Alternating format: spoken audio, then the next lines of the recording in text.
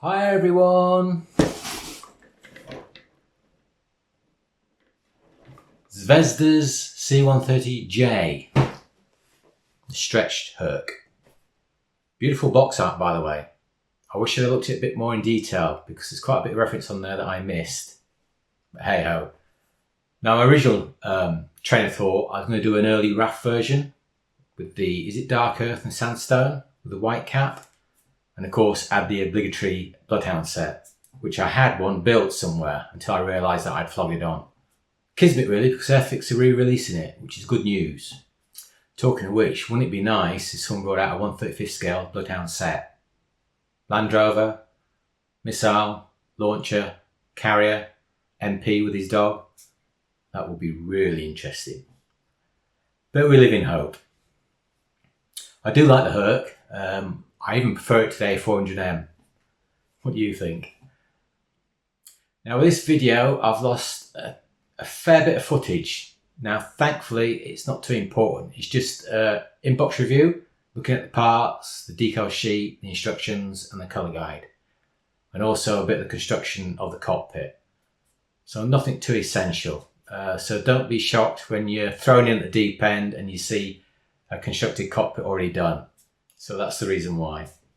Also, at the end of the full build and at the beginning of the final photographs, I'm going to add a screenshot or something, I haven't decided yet, of all the people who have contributed to this channel. It's much appreciated and every bit helps, it really does. So I'll list the names and I'll do that for every build. It's the least I can do. So without further ado, let's see what I did with Zvezda's C130J. So I'm going to try and recap the things I did in the lost video clips. I'll use the instructions to help visually. Now the cockpit area has more than enough detail considering what you're going to see through those glazed areas. More than enough. So here they're indicating a couple of greys on the sides and the floor aluminium. Now I painted the partially built cockpit at the time. First coat with a coat black. Then this colour grey is applied. And then a lighter mix of this colour is applied directly from above to act as a highlight. The figures that are supplied in the kit for 1/72 scale are superb, really well detailed. So the painting of the figures I've kept fairly simple. First I've applied a light green wash, and then a dark green wash, which hopefully will sit in all the recesses, and then the details are picked out with just flat colours. And the last thing I did is add a Flores black wash all over and then wiped it off. Now for the instrument panels, Zvezda do supply some decals, but I had in my stash an Edward upgrade fret.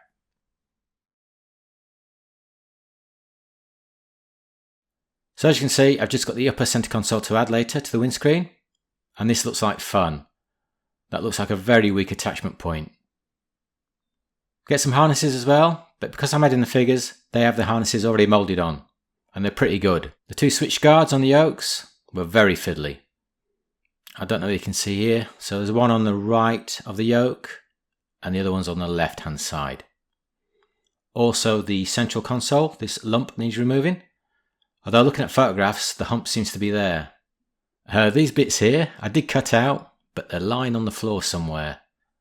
Perhaps that's a blessing. So for the main console we get two fret parts. Now we have openings for the screens to show underneath, but there's no colour to them. Now we do get 3, not 4, but 3 yellow screens. But there's no mention on the instructions about adding these. Which is a shame really, because it would have added some colour to that centre console. The etch parts for the interior sides.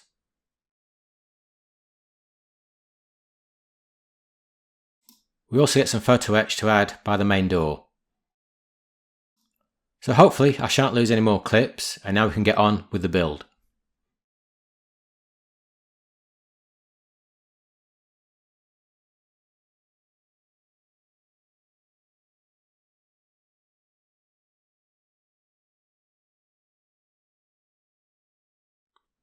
So I'm going to get on with the fuselage.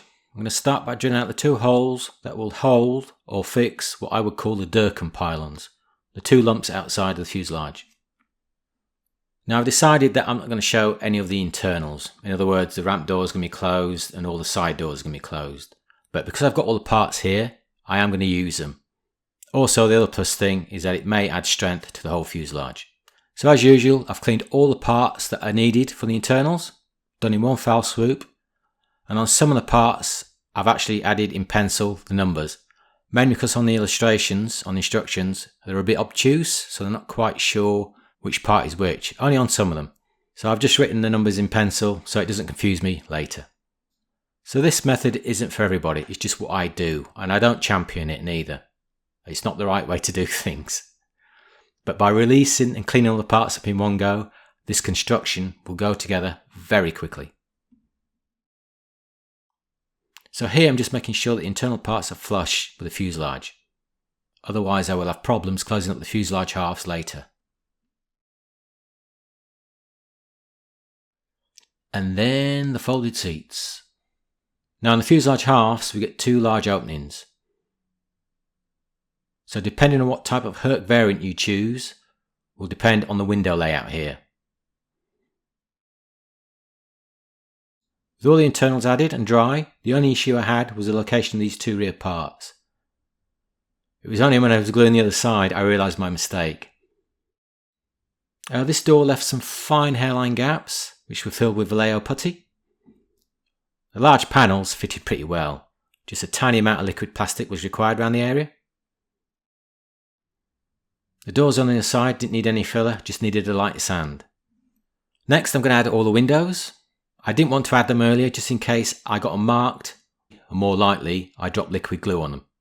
I had to leave some of the folded seats off just to make sure I could add the windows. Now all the windows are a superb fit, and also a nice touch is having these little lugs on them. And with just a small amount of liquid glue, the capillary action will do the rest.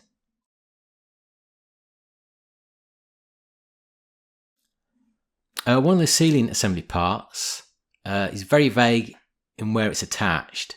It just says fits around here somewhere, feel free to add it where you want. Nice. Now the exciting part of putting all this together. So I'm starting with the lower floor assembly by gluing the two large lower tabs first. And before that sets, I'll just close up the fuselage halves, tape them together, just so it dries and sets properly.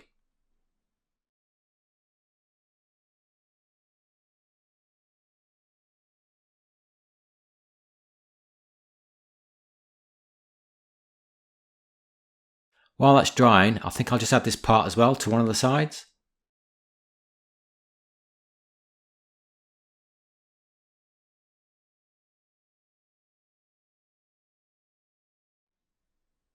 Then for the upper assembly, I had thought I could feed this through the back with the sides taped up, but we have two lips here either side that locate in the main inboard wheel housing.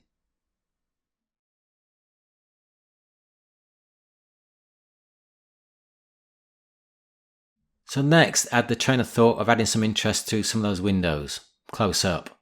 This may be a waste of time, but I'm going to give it a go anyway. So here you can see I've added some small plastic blocks on the inside. I want to give the impression of the seat top rail with a piece of plastic rod. But before I do that, I need to paint the interior. I've already masked off the windows and the fuselage joints. Now I don't usually do this, mask off the joints, but because this is such a long fuselage, I want to make sure I get a good bond between the two joints later. In other words, paint free. So with the interior painted, and by the way, I don't think it really matters what colour you paint it, if you're having it all closed up, because you're not going to see anything through those small windows. It's going to look black anyway. So now I can add my top rail with a piece of plastic rod, and it looks like it would be in line with this bit of detail here, just above the centre of this housing. So this rail is only going to be visible through certain windows.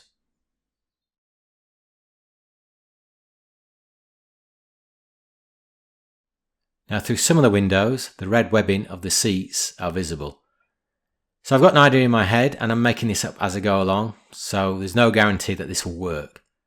First, some Tamiya tape is cut into very thin strips.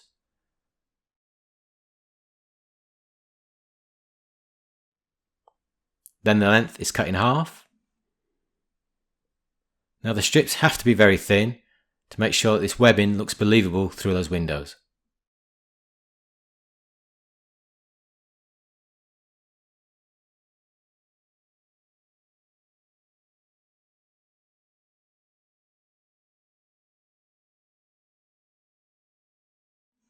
So I'm laying out the tape here. Once I'm happy with the pattern, I'm going to give it a coat of Tamiya white by brush.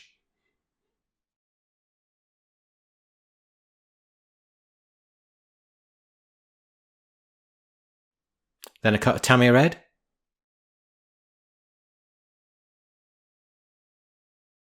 So with all that dry, here goes nothing.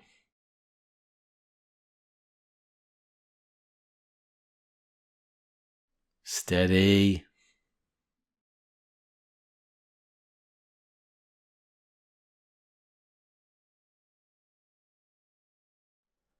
Now it's belts and braces here, but I'm going to paint the back of the tape red as well. I know it's highly unlikely, but I'm scared of seeing that yellow Tamiya tape showing through the small windows on the other side. So I'm applying the webbing with some Tamiya tape. Once I'm happy that it looks okay through those windows, I should just paint that Tamiya tape an interior green.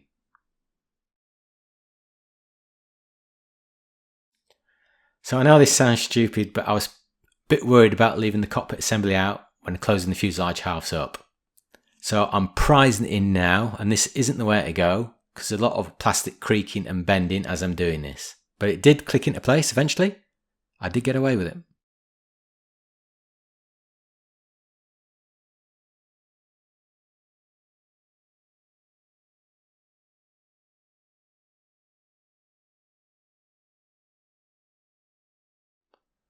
As you can see here, I've just covered the windows on the outside just to protect them from everything. Now because of the way they've moulded these parts, there is a large seam at the back of the rudder here that needs filling in. The same goes for the rear tail planes as well. The way they've broken it down leaves a large seam at the top here, which is a shame really, because you end up rubbing out all that fine detail. Made a start on adding the glaze parts. One thing I found is that the lower observation windows seem to be the wrong way round. 21 is on this side and 20 should be on the other side. It may be me, but just something to watch out for. Now for the upper console to add. And as you can see, I need a flat surface to glue to a curved surface. So I came up with this using a few bits of plastic. Hopefully should solve this. One thing I noticed with the transparent parts is that there's a slightly flexible feel to them. I only noticed this when I was adding the front windscreen.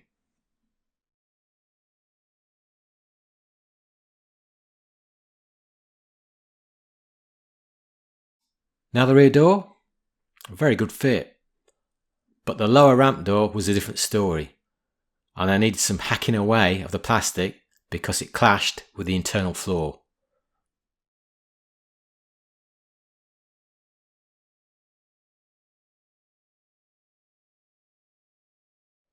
Isn't sanding exciting?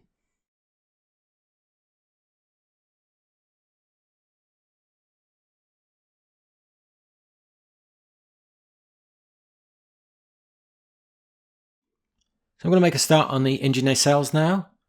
Some very nice fine detail here, but no rivet detail. I've also released all the other additional parts that are required for the nacelles, cleaned up and ready to go. Now at this early stage, I've already glued some of the parts. So once again, I won't be following the instructions, but by doing that, I would have two surfaces to mate up properly, and I didn't want to chance that. So I'm gluing the intake trunking to the front cowl first. I'll then cut off the two lugs either side, and then glue the lower oil cooler part.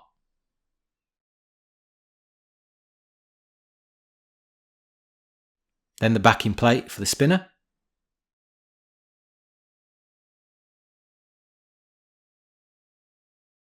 And I'm just dry fitting the spinner here to make sure it all seats and looks okay before the glue sets. Then the exhaust and its shroud. Then next the two halves can be glued together.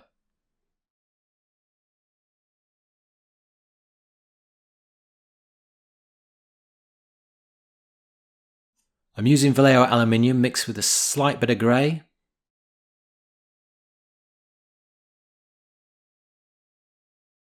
And then I've created a wash from these colours just to add to some of the parts.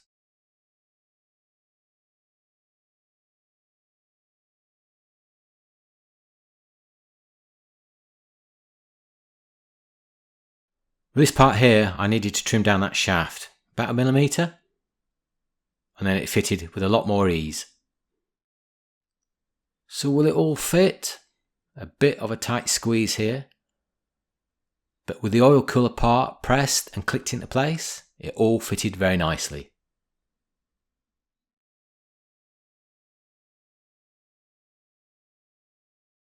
Now to tackle one of the weaker parts of the kit, what I call Durcam sensors. I'm not too sure what you call them, so forgive me.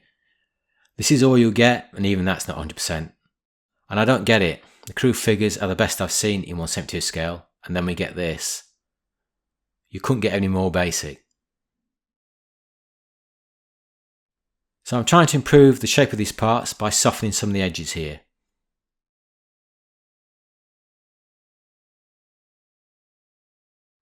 Then I'll make a start by creating some new parts. First thing I'm going to do is create a plate. It seems to have 2 flat sides. Here I'm just making the plastic a bit more malleable. I'll glue this on top of the kit part, then add some glue around the edges, and then apply some Tamiya tape to force it to conform to the plastic of the surface of the kit shape.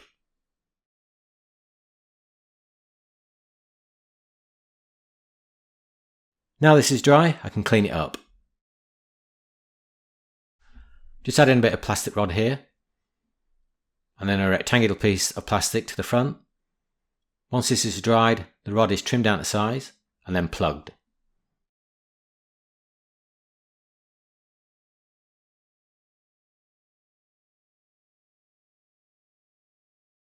With all that dry, I've chamfered all the edges. Now for the rotating sensor, it's just a bit of plastic rod, cut to size. But before I add it to the pylon, I've added a lot more smoothness to the surface by adding 3 coats of Mr. Surfacer, letting each coat dry. Next, I need to add a backing plate to this pylon, and it does look very similar to something out of the Titanic. Heavily plated, heavily riveted. I've added pencil lead to the 2 locating pins to transfer the location of the pins to the card.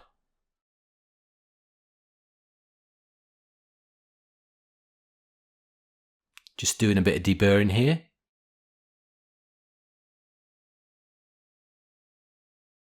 So next I'm drawing a rough outline using the kit shape as a guide. Then I'll cut off the excess, and then it's just a matter of sanding the plastic card to shape.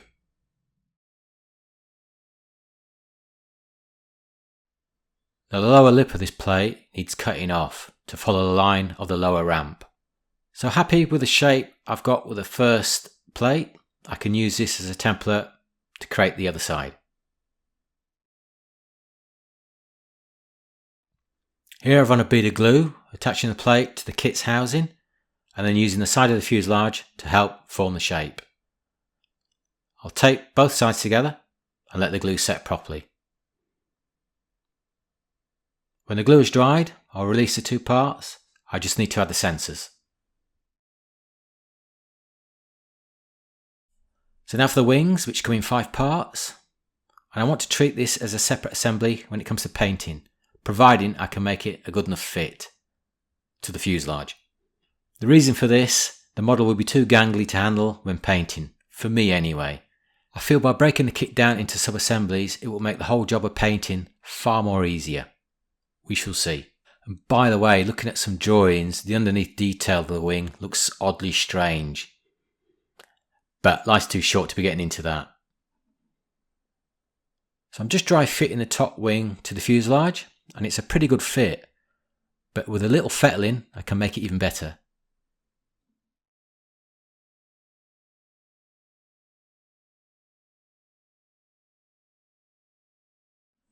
These 2 parts of the wing just have 1 location pin, but the fit is pretty good.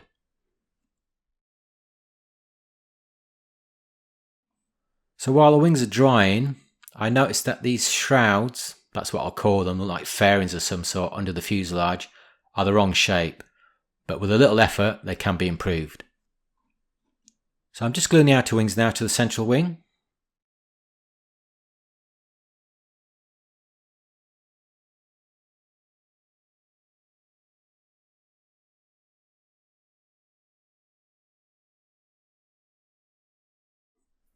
The tail cone fairing has what looks like cameras on it. Now looking at photographs, these need some slight amendments.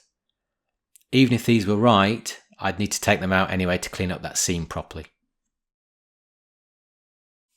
So I need to crack on and get this fuselage finished. Bowed in the tail planes, the sponsons, and the nose with all that important weight added to it.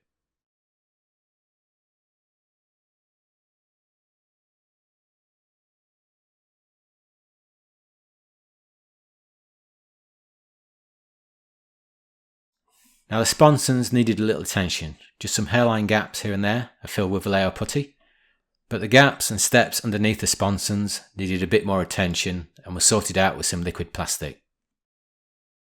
The tail planes are a beautiful fit, just the light sand needed, that's all. Now for the blades, so many of them, will it never stop?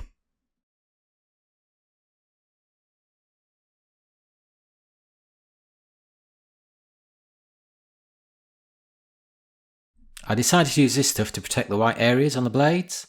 It looked about the right width. Plus it saved me trying to cut an even width for all these blades with Tamiya tape. So I'm just checking on the weight.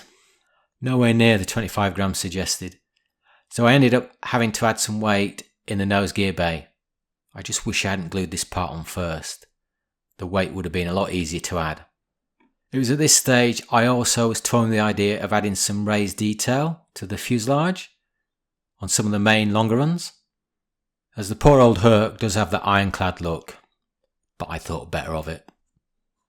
Back to the wing assembly, all cleaned up, and it is fitting very nicely to the fuselage. I've also scribed some numbers on the wing to match up with the 4 engine nacelles.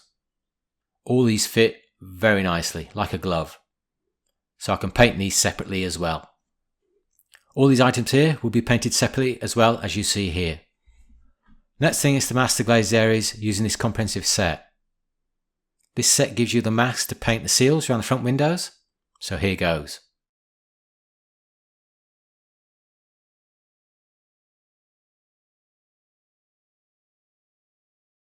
Just something to watch out for again, but I ended up switching the observation window masks around. The black for the seal around the windows is applied, but in hindsight I think they should have been a yellow colour or a goldy colour. While I had the airbrush in my hand, I checked all the seams.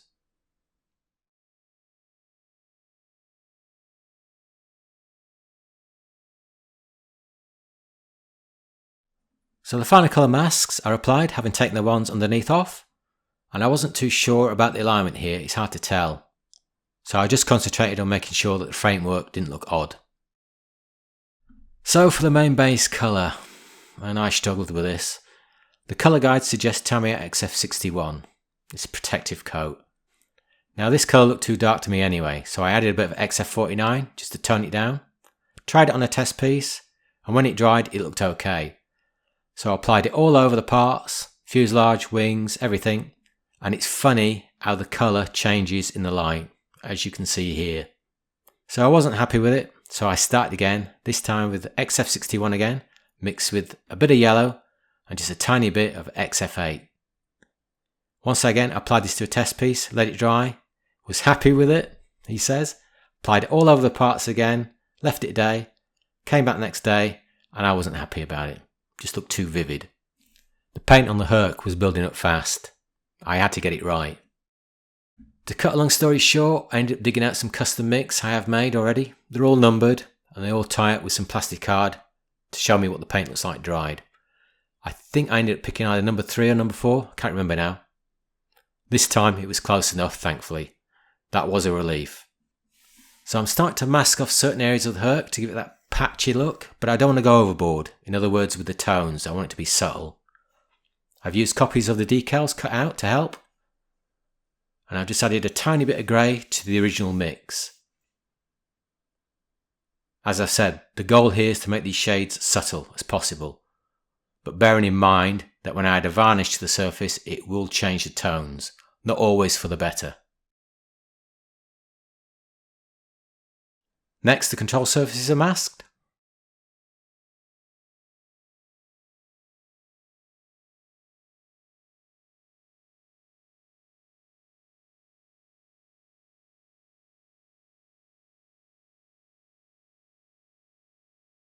Then with the paint left to dry for a few days, I've wet sanded the whole surface ready for the decals. This is beautiful and smooth, and it really adds a nice patina to the surface. It's a shame to add a varnish to it later. Now for the decals, and I was going to start with the big ones, get that out of the way first. If it's going to go pear-shaped, it's going to be here. And I was thinking about trimming away the excess carrier film on these large walkways, but the thought of contending with a long, stringy, thin decal put the idea to rest very quickly. So I did a test piece with one of the decals, just seeing what reaction I get with some of the setting solutions, and I ended up deciding to go with the titanium arc fit.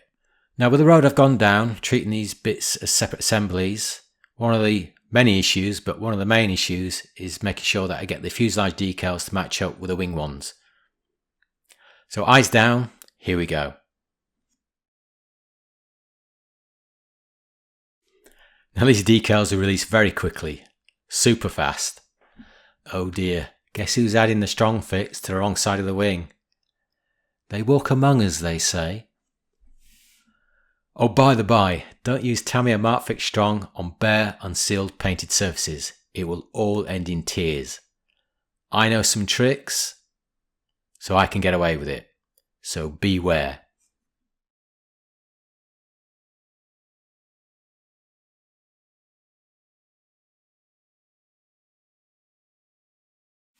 Now because the decals are so big, they seem to stretch slightly, or a bit of give in them, should I say.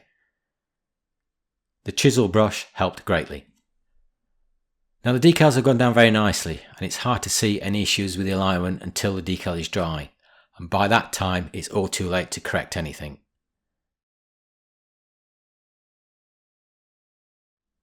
So I'm going to place the wing on the fuselage, ready to apply the fuselage decals.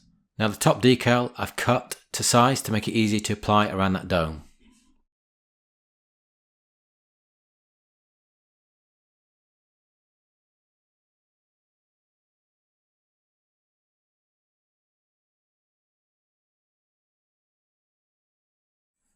Now the rear tail walkways I had to cut in two, around here. Start from here, and then the second piece I started from the back and worked my way inwards. With the walkway decals dry, I then cut the decals so I could free up the wing assembly.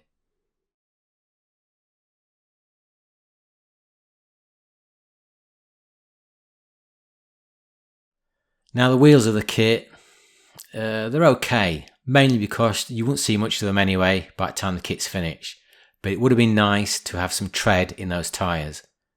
I did try to add my own tread to these wheels, but that failed miserably, and having ruined one wheel, I decided it might be easier to get some upgrades.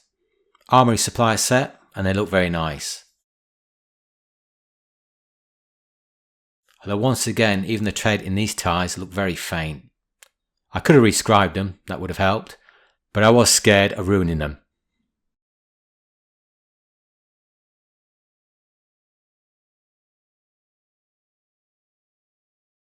So the resin parts are released from the blocks and given a good wash. Now the hubs don't fit properly, and I had to take a fair amount of resin off the tyre before they did. I'll just show you the comparison with the kit's wheels and the resin ones.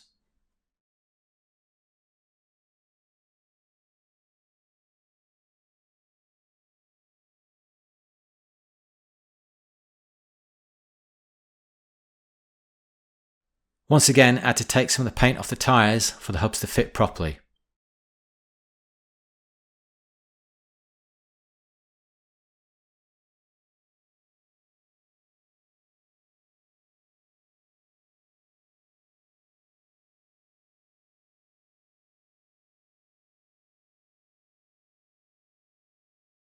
The refueling probe looks like somebody's lipstick. And after hunting around the spares box, I came across some Vulcan parts. So I'll cut around here, and as you can see, that looks a vast improvement. The undercarriage bays and guards are ready to paint white. Now one thing I've been putting off is the application of the props anti-abrasion boots, I think they call them, 24 times. So I took a deep breath and just got on with it.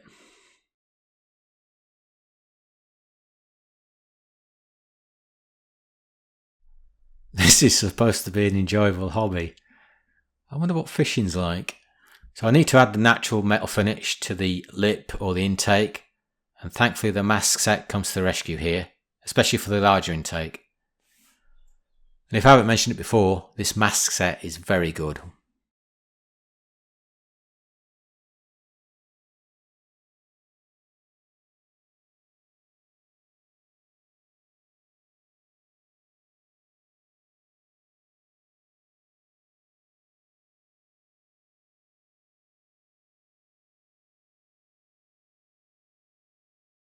I think I forgot to mention that after the decaling, I've sealed everything in, paint and decals in with a coat of Tamiya satin varnish. Next thing I want to do is add a Flores dark dirt wash, but only to the areas where we've got fine scribe panel lines. The larger ones, especially ones on the fuselage, I'll leave off. I think it might be too much. Then for the final coat of matte varnish, this stuff. Now this can leave some little white specks on the surface sometimes, but it's nothing to worry about. They do come off with a toothpick. So let's get this Hurc finished. Then the nacelles are added to the wing, and as I said earlier, these are very good fits. The resin wheels, I've just attached them with a bit of PVA glue first, and then once that went off, I've placed the fuselage on the ground just to make sure all wheels are touching. Nothing worse than a floater. After happy with that adjustment, I've added a blob of super glue that holds them in place a lot more securely. Just add in a bit of grey pastely to the face of the tyre.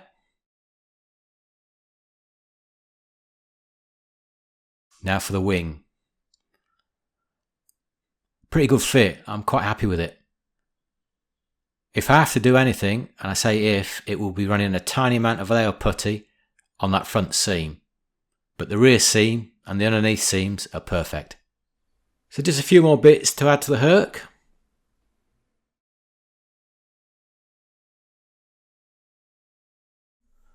So one of the last things to add, before I add all the ancillary bits, all the silly little aerials and stuff, that's one thing I did want to mention, that the kit doesn't supply the 4 pitot tubes on the nose for the Hurc. Now I did rummage around, but I couldn't find 4 exactly the same. Now the kit does supply 2 of them, but that's no good, I need 4.